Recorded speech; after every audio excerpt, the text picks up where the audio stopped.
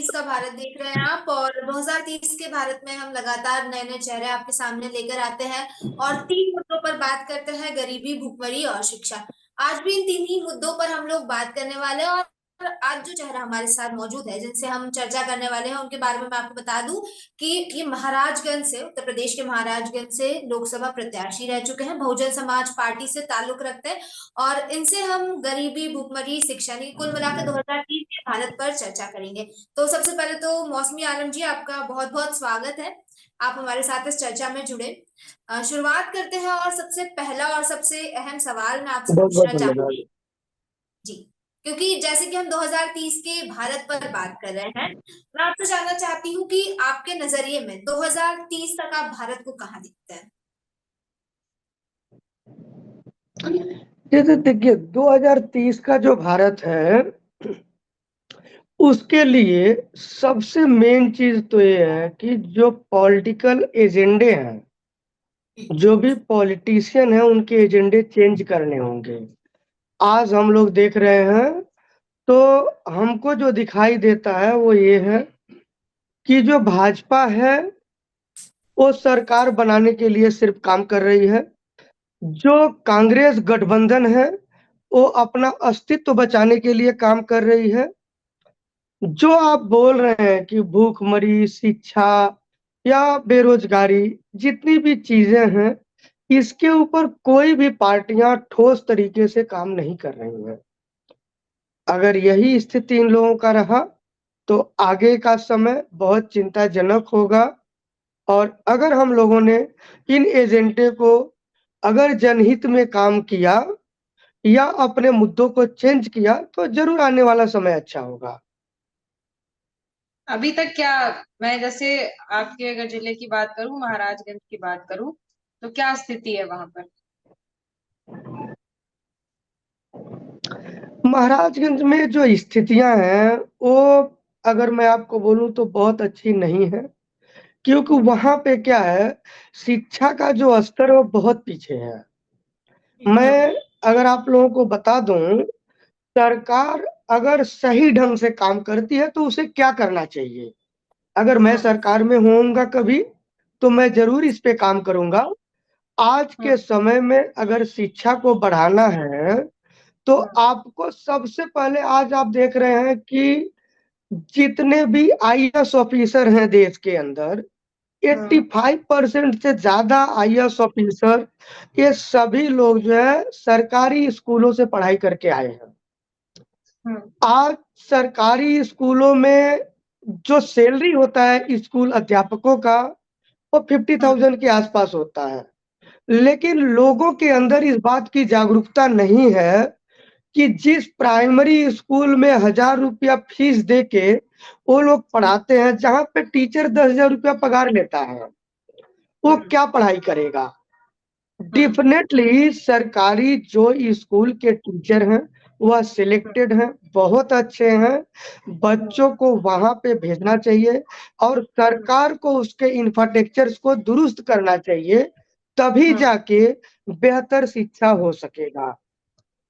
Sir, आपने कहा कि सरकारी दूसरी चीज, स्कूल, सर आपने कहा सरकारी स्कूल्स जो है वहाँ के टीचर्स काफी ज्यादा अच्छे हैं और वहां पर भेजना चाहिए बच्चों को, ये बात आपने कही। लेकिन सवाल ये उठता है कि आखिर क्यों क्यों जनता सरकारी स्कूल्स पर भरोसा नहीं कर पाती? अगर हम बाहर उठ के निकले और किसी से भी बात करें तो मैं ये चीज कह सकती हूँ कि कोई भी पेरेंट अपने बच्चे को सरकारी स्कूल में भेजना नहीं चाहेगा जब तक कि उसकी बहुत मजबूरी नहीं होगी।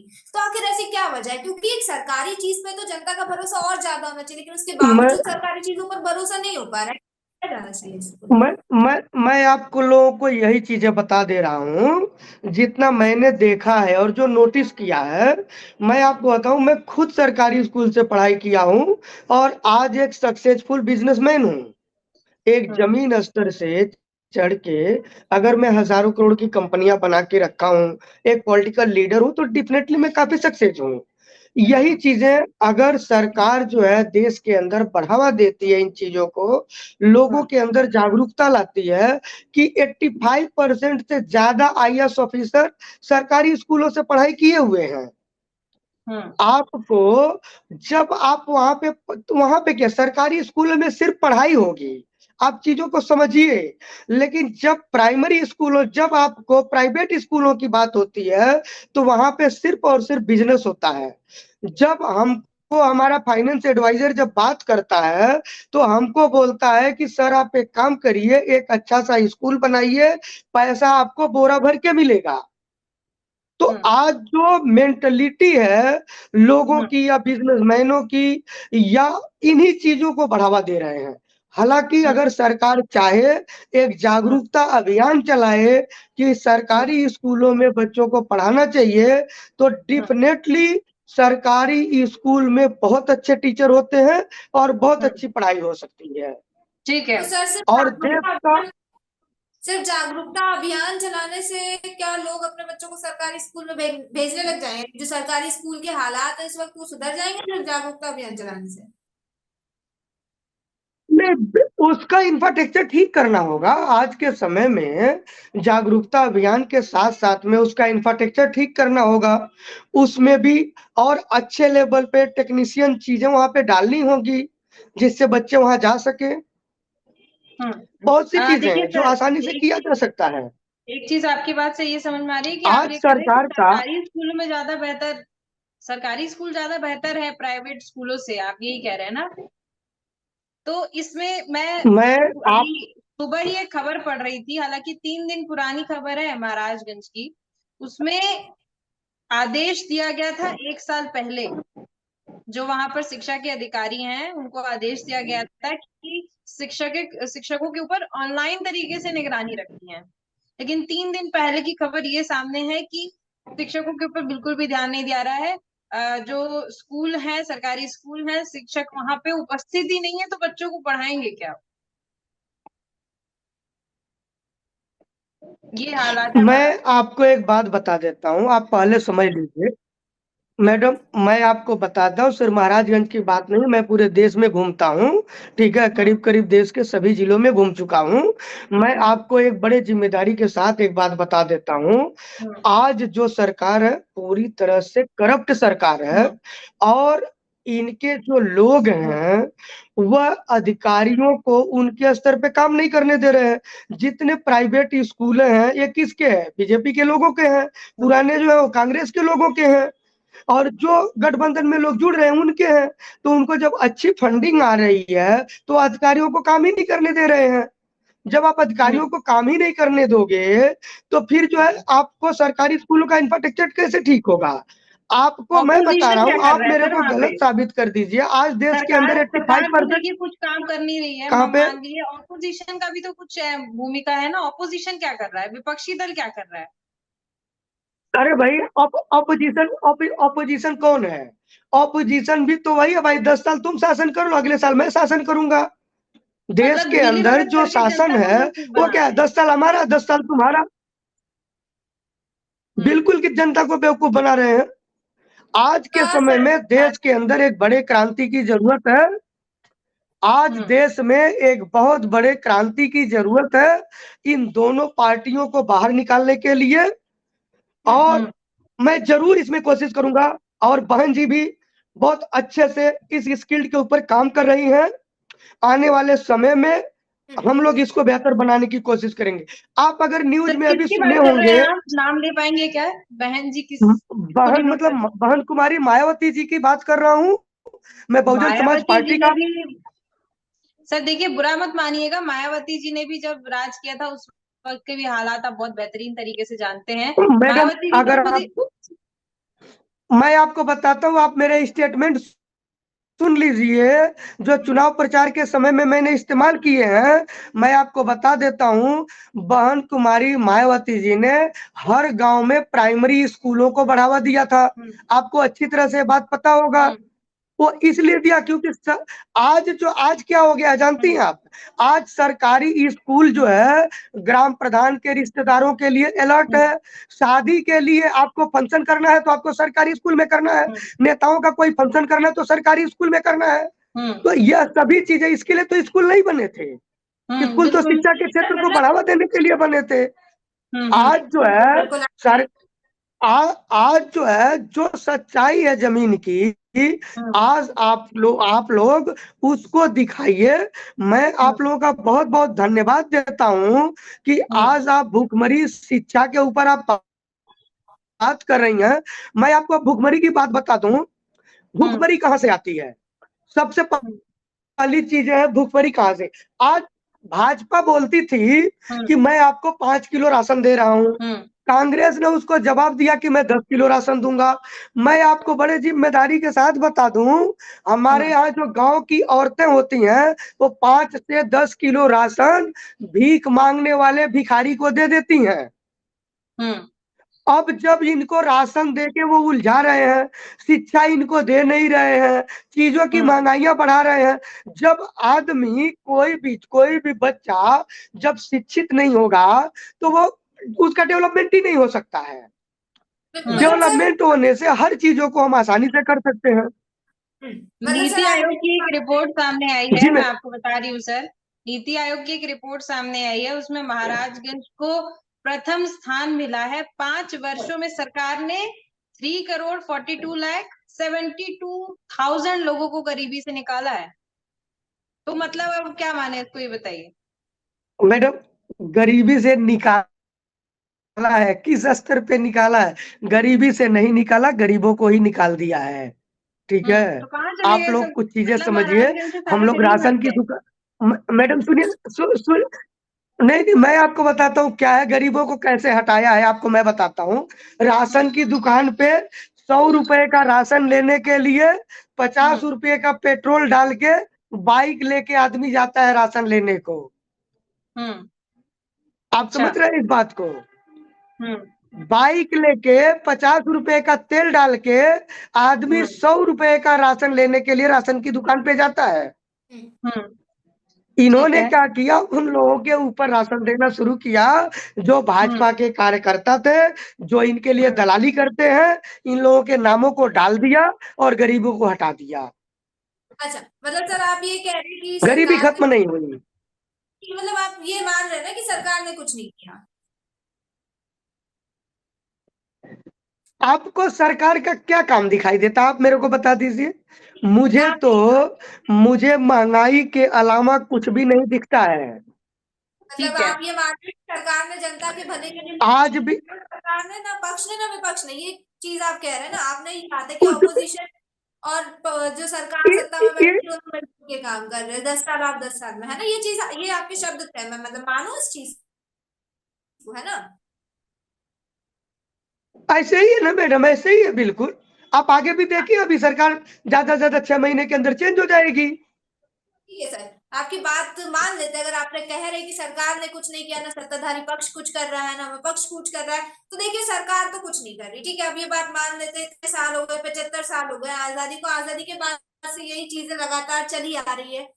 कोई भी सरकार आए धरातल पर काम होते हुए दिखाई नहीं दे रहा। तो सरकार पर तो एक तरह से मुझे लगता है कि हमें आंख बंद करके डिपेंड रहना छोड़ देना चाहिए ना। फिर अगर सरकार कुछ नहीं कर रही है तो फिर आम जनता क्या कर रही है? अगर मैं आपसे पूछूं, जैसे आपने कहा कि आपका करोड़ों का बिजनेस है ना, करोड़ों की कंपनियां आपने खोल रखी है, मैं तो आपके द्वारा मैं आपको आपके द्वारा इस दिशा में मैं अभी मैं हाँ, मैं आपको बता देता हूँ। मैं महाराजगंज के अंदर अभी 5.5 एकड़ जमीन लिया चुनाव हारने के दूसरे दिन, और उसके अंदर मैन्युफैक्चरिंग यूनिट को, इंडस्ट्री को बैठाने के लिए मैंने उसका डॉक्यूमेंटेशन कर रहा हूँ। नवंबर के महीने में उसे चालू करूंगा। हमने बोला था 5 लाख लोगों को मैं रोजगार दूंगा अगर मैं चुनाव जीतता हूं तो, और 50,000 लोगों को सरकारी नौकरी दूंगा। लेकिन वो नहीं हो पाया, मैं चुनाव हार गया। फिर भी जो लोग मुझे वोट दिए, तो ही क्यों देंगे? चुनाव जीते बिना नहीं दे सकते हैं क्या आप? मैं उस दिशा में काम कर रहा हूँ कि भारतीय जनता पार्टी या कोई भी ऑपोजिशन पार्टी जो है वो 5 किलो राशन दे रही है, 5,000 रुपए दे रही है, तो दूसरा वाला 10,000 रुपए दे रहा है। आप भी तो वही कर रहे हैं कि मैं जीतूंगा तो मैं इतनी नौकरियां दूंगा, बिना जीते देके। हाँ, मैं तो बिना जीते दिया हूँ। आज के डेट में मेरे पास 2000 से ज्यादा वर्कर काम करते हैं। आज के डेट में 2000 क्या चीज? तो सरकारी नौकरी मेरे सिग्नेचर से तो होगा नहीं ना। सरकारी नौकरी तो मेरे साइन से नहीं होगा, मैं तो प्राइवेट हाँ। नौकरी ही दे सकता हूँ लोगों को, वो तो मैं दे रहा हूँ, इंडस्ट्री बैठा रहा हूँ, इंडस्ट्री के अंदर लोगों को कारोबार दूंगा, हम्म। बिल्कुल वो दे मैं रहे तो वही करूंगा, वो मैं कर रहा हूँ। बिल्कुल ठीक है, वो चीजें सामने दिख रही हैं। लेकिन जब हम जैसे आपके जिले की बात कर रहे हैं, महाराजगंज जिले की बात कर रहे हैं, जैसे ही आप खुद जब आप पढ़ते होंगे, न्यूज अपडेट्स पढ़ते होंगे, तो आप महाराजगंज के बारे में अगर जानने की कोशिश करेंगे ना, तो उसमें साफ दिखा रहा है कि महाराजगंज आज की डेट में सबसे बेहतरीन बन चुका है। शिक्षा के क्षेत्र में, गरीबी के क्षेत्र में नीति आयोग की रिपोर्ट बता रही है। आप कह रहे हैं कि कुछ भी नहीं हो रहा है, तो यहाँ ये जनता सब तो असमंजस में ये आयोग किसका है? आयोग को मॉनिटरिंग कौन करता है? वही मैं कह रही हूँ कि नीति ये आयोग पे चलिए सभी आयोग, भरोसा कोई कर नहीं रहा है। आपको सुनिए ना मैडम, आप सुनिए ना, आप लोग यह बात बढ़िया से जानते हैं, जहाँ पे सीएम तक सेफ नहीं है जिस देश के अंदर, भ्रष्ट है, नो डाउट भ्रष्ट है, लेकिन अगर सीएम जेल में चला जाता है, सभी आयोग जो है सरकार इस्तेमाल कर रही है, तो नीति आयोग भी तो पूरी तरह से सरकार के कंट्रोल में है, वो सही काम कैसे कर सकती है?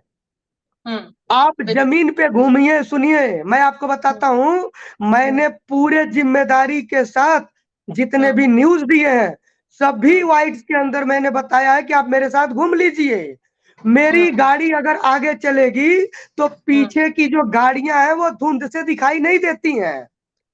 यह है रोड का वहां पे इंफ्रास्ट्रक्चर। हर साल जो है कम से कम हजारों एकड़ गेहूं की फसल जलती है महाराजगंज के अंदर। मैंने डीएम साहब को बोला कि गेहूं की फसल तैयार होने से पहले आप नहरों में पानी छोड़ दीजिए, मानसून ठंडा हो जाएगा, और अगर मानसून ठंडा नहीं भी हुआ, आग लग भी गया, तो उस पानी की मदद से गांव के लोग आग को बुझा लेंगे। लेकिन उन्होंने ऐसा नहीं किया। आज हजारों एकड़ खेतियां जल जा रही हैं, आप बोल रही हैं कि वहां पे सरकार ने काम किया है। अब बताए वो जो हमको, अब देखिए सामने जो नीति आयोग की रिपोर्ट से आंका जा रहा है, उससे तो ये समझ में आ रहा है, लेकिन वास्तविक स्थिति जानना था, इसलिए हम आपसे जुड़े, आपसे जान रहे हैं। चलिए मान लीजिए कि आप चुनाव जीत गए, मायावती जी बहन की सरकार आ गई, उसके बाद महाराजगंज को कैसे बदलेंगे? क्योंकि अभी तो हालत बद से बदतर है, हर जगह महाराज हाहाकार सुन मचा लीजिए, हुआ है। मैं आपको बड़े जिम्मेदारी के साथ एक बात बता देता हूँ। महाराजगंज डिस्ट्रिक्ट बनने के बाद वहां पे आपको पता है मुख्यालय नहीं था। बहन जी की सरकार, बहन जी की जब सरकार बनी हमारे यहाँ पे, एक भी एमएलए उनका नहीं था, एक भी एमपी उनका नहीं था। कभी भी बसपा का एमपी आज तक नहीं हुआ महाराजगंज में। जो महाराजगंज के अंदर में अगर बहन कुमारी मायावती जी के विकास कामों को अगर हटा दिया जाए, तो 5 भी ऐसे बिल्डिंग नहीं है जो किसी दूसरी सरकार ने किया हो। यह महाराजगंज की स्थिति है। अभी शिक्षा के क्षेत्र की अगर आप बात करेंगी, तो बहन कुमारी मायावती जी की सरकार में आप लोगों ने देखा होगा, उर्दू अरबी जो यूनिवर्सिटी है लखनऊ के अंदर, वो बहन कुमारी मायावती जी ने बनाया था। उनके सरकार में हाँ, ये लखनऊ में जो है बहन कुमारी मायावती जी ने बनवाया है। ठीक है, इसके बाद मैं आपको बता देता हूँ, आपको नहीं लगता सर कि समुदाय स्पेसिफिक पार्टी चली जाती है? नहीं ऐसा नहीं है। देखिए समुदाय पर नहीं, फोकस कर लेना। आपको मैं बताता हूँ, बहुजन समाज पार्टी का जो नारा है, सर्वजन हिताय सर्वजन सुखाय, और इसके ऊपर पार्टी ने काम किया है। आज तक जितने टिकट दिए एमएलए एमपी या किसी के लिए, सभी के लिए दिया है। इसके अलावा जब सरकार बनी तो मिनिस्ट्री में भी सबको इन्वॉल्व किया है। कोई भी ऐसा धर्म और जात का आदमी नहीं है जो इस पार्टी में नहीं होता था, भाजपा की तरह। ठीक है, तो इसको जो है ना सिर्फ बदनाम किया जाता है, क्योंकि सबको पता है कि बहन कुमारी मायावती जो है वो दलित समाज की है। अगर वह देश की मुख्यमंत्री या प्रधानमंत्री बनती हैं, तो आज के समय में जो लोग हैं, जो अलग अलग पार्टियों के लोग हैं, ये लोग उसको एक्सेप्ट नहीं करना चाहते हैं कि एक दलित समाज की महिला जो है आज जो है मतलब प्रधानमंत्री बने। नहीं तो मैं आपको बता देता हूँ, जो इन्होंने अभी इस चुनाव में जो गलतियां हुआ, उत्तर प्रदेश में जो है मतलब उत्तर प्रदेश में संविधान खतरे में था। लेकिन बाकी के स्टेट में संविधान खतरे में नहीं था। वहां पे इस मुद्दे को नहीं बढ़ाया गया। संविधान खतरे में होने की बात सुन के दलित और मुस्लिम डरता है और उस डर का इन्होंने फायदा उठाया। बहन कुमारी मायावती जी को इसका खामियाजा भुगतना पड़ा। हम लोगों ने बहुत मेहनत किया, लेकिन उस मेहनत के साथ साथ में संविधान के खतरे का जो डर था लोगों के अंदर, उसको निकाल नहीं पाए। लेकिन आज वह सभी वोटर इस बात से पछता रहे हैं कि उनसे गलती हुई है। आगे चल के वो सभी लोग हमारे साथ हैं। आगे हम लोग 2027 में बहुत अच्छा करेंगे। आज आप देख रही होंगी, कल कल परसों का एक मोदी जी का एक ये था, माननीय प्रधानमंत्री जी ने बताया कि अगर स्टाफ टाइम पे ड्यूटी नहीं आता है तो उसका आधा हाजिरी लगाया जाएगा। तो भी आपने कुछ न्यूज़ नहीं हो देखा रहा है सर रहेगा। वहाँ पे। नहीं, सुन तो तो भी तो लीजिए, कुछ नहीं सुन हो रहा है। मैडम, सुन तो लीजिए, पूरी बात तो सुन लीजिए। आधा हाजिरी देने की बात उन्होंने किया, लेकिन आपको पता होगा जब बहन कुमारी मायावती जी की सरकार थी, आपका पूरे स्टेट के अंदर 10 बजे की ड्यूटी है तो ऑफिसर जो है 9:30 बजे गेट पे खड़ा मिलता था। ये था बहन कुमारी मायावती जी का सरकार चलाने का तरीका। अच्छा, तो आप समझिए। चलिए, आप मायावती जी की बहुत तारीफ कर रहे हैं। मैं एक चीज आपसे जानना चाह रही हूँ कि बहुत पढ़ी लिखी हैं, आपने तारीफ की, बहुत अच्छा काम भी करती हैं, तो भी भाषण देते वक्त तो पढ़कर भाषण देती हैं, इसके पीछे की क्या वजह है? देखिए क्या होता है,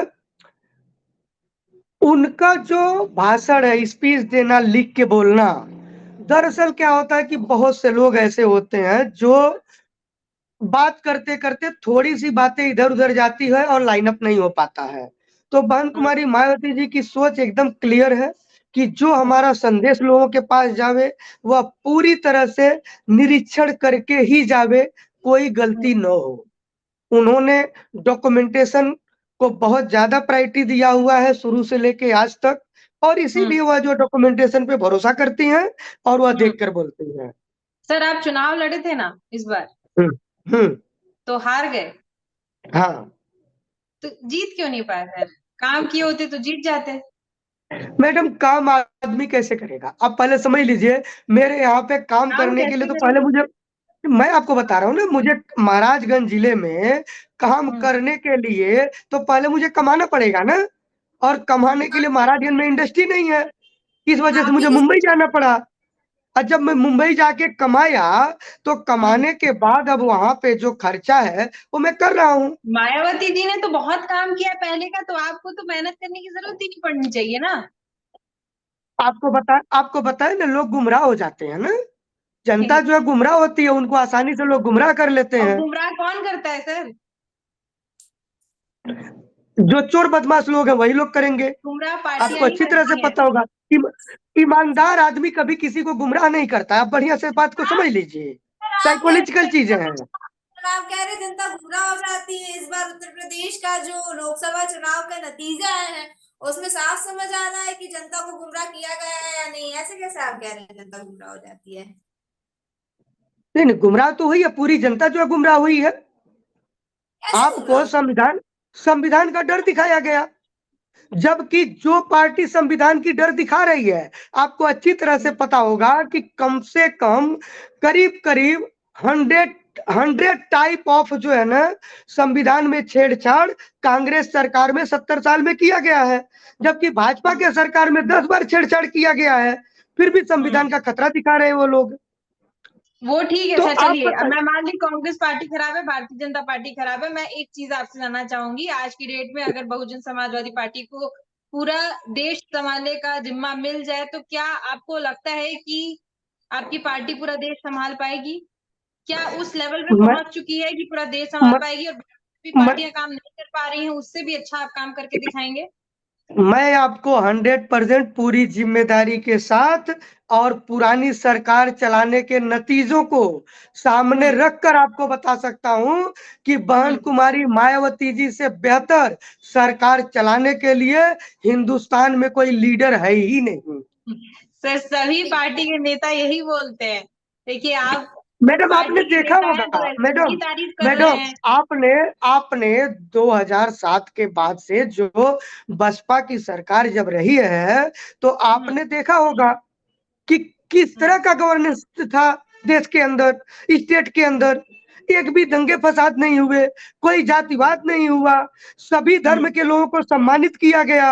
हर क्षेत्र में जो प्राइमरी स्कूल है उनको हर गांव में बनाया गया। दलितों का पूरा सम्मान होता था। जनता विश्वास ही नहीं कर रही है ना इस बार के चुनाव में, फिर आपको मिल गई होती सीटें, क्यों नहीं मिल पाई?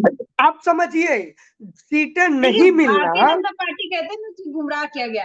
भारतीय जनता पार्टी का राम मंदिर के नाम पे लोगों का वोट, लेकिन आप देखिए युवा वोटर हमेशा उसी को वोट देगा जिसको समझ पाएगा कि नहीं हमारे लिए काम कर रहे हैं। आपने भारतीय जनता पार्टी को देखा उत्तर प्रदेश में कैसे डगमगाई बीजेपी की स्थिति।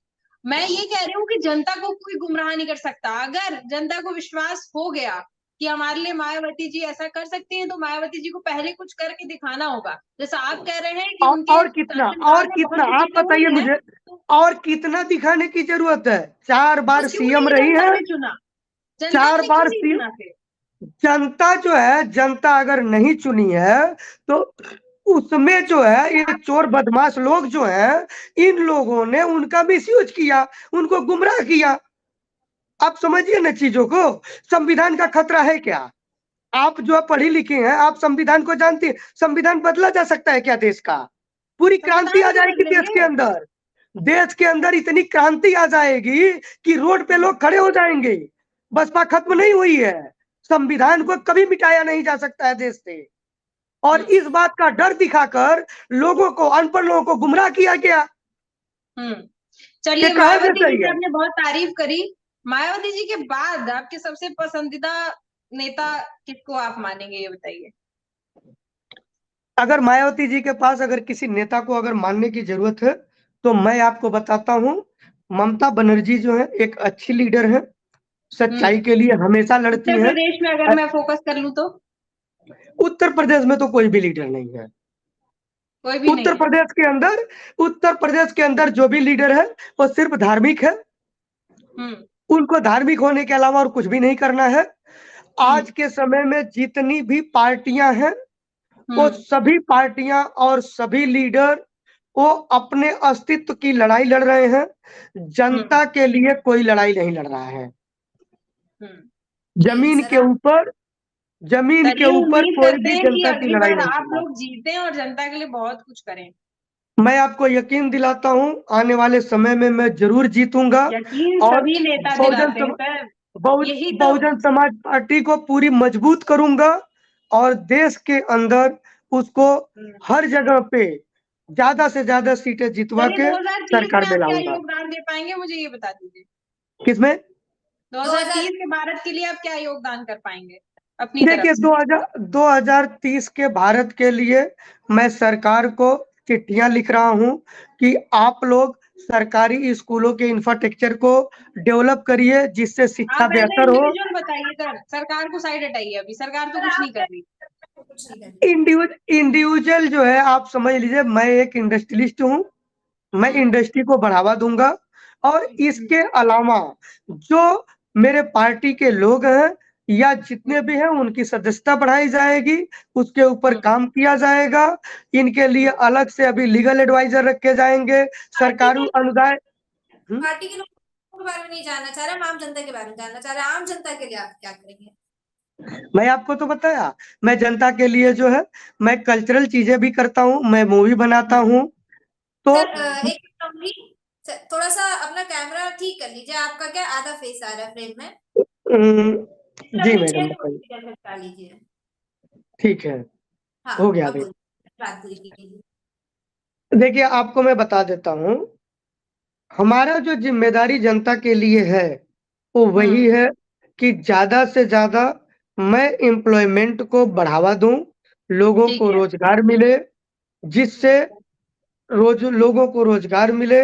और शिक्षा के क्षेत्र में मेरा एक फाउंडेशन है, मासमे फाउंडेशन, जो हायर एजुकेशन के लिए फंडिंग करता है। एक्सीडेंटल मेडिकल प्रॉब्लम्स के लिए मैं कुछ हॉस्पिटल्स के साथ बात कर रहा हूं कि अगर कोई भी हॉस्पिटल है, उन जो एक्सीडेंट हो रहे हैं उनको इमीडिएट बेसिस पे उनका इलाज किया जाए। अगर वह तुरंत पैसे नहीं देता है तो उसके लिए मेरे फाउंडेशन का चेक बैंकों के पास होगा। बिटवीन 7 डेज पेमेंट नहीं मिलने से वो मुझसे रिकवर कर सकते हैं। मैं इसके ऊपर भी काम कर रहा हूँ, क्योंकि एक्सीडेंट एक ऐसी चीज है, एक मिनट का जो समय महत्वपूर्ण होता है आदमी का जान बचाने के लिए। बिल्कुल ठीक है। तो मैं मतलब इस हम तरह का आपकी भी तरफ से सोशल ये वर्क में उम्मीद काम करें कर रहा कि हूँ। आप जो बेरोजगारी है उसको खत्म करने में आपका 2030 में ये बहुत बड़ा योगदान रहेगा, यह मान के चलते हैं। जी बिल्कुल मैडम, जरूर होगा। मैं आपको यकीन दिलाता हूँ 2030 तक कम से कम 50,000 के आसपास वर्कर हमारे साथ होंगे। चलिए, बहुत जी बढ़िया सर, बहुत बढ़िया है। बहुत बहुत धन्यवाद सर हमारे साथ जुड़ने के लिए। बहुत बहुत धन्यवाद जी सर मैडम, आपका। 2030 में धन्यवाद। आपने यकीन दिलाया, 2027 में आपने कहा है कि आप जरूर जीतेंगे, ऐसा आपने यकीन दिलाया, तो 2030 में आपसे 2027 में मैडम मैं नहीं जीतूंगा, कि मैं चुनाव नहीं लड़ूंगा। आप समझ लीजिए, पार्टी जरूर जीतेगी और पार्टी को जिताने के लिए मेरा जितना योगदान की जरूरत है मैं जरूर करूंगा। चलिए बिल्कुल ठीक है। सर, जुड़ेंगे हम, फिर आपसे चर्चा की जाएगी 2030 में। और जैसा आपने कहा है कि आप ये योगदान देंगे, तो आपसे बात की जाएगी उस वक्त। अभी आपका बहुत बहुत धन्यवाद, आप हमारे साथ जुड़े और तमाम चर्चा की आपने। धन्यवाद सर। धन्यवाद सर, धन्यवाद। तो जिस तरह से आपने देखा, मोहम्मद मौसमी आलम जी हमारे साथ जुड़े थे महाराजगंज उत्तर प्रदेश से। कई सारी बातें की, और हालांकि उनके द्वारा कहा गया है कि 2030 तक इंडस्ट्रियलाइजेशन के क्षेत्र में और बेरोजगारी दूर करने के क्षेत्र में वो कई सारे कार्य करेंगे। तो 2030 में उनसे फिर मुलाकात होगी और उनसे बात होगी, और हम फिर लौटेंगे आपके सामने ऐसे ही कुछ नए चेहरे लेकर, और उनसे भी इन्हीं मुद्दों पर बात होगी कि आखिर 2030 में देश की स्थिति क्या होगी, और जो खुशहाल देश है, जो 2030 के भारत का सपना है, वो कैसे साकार होगा।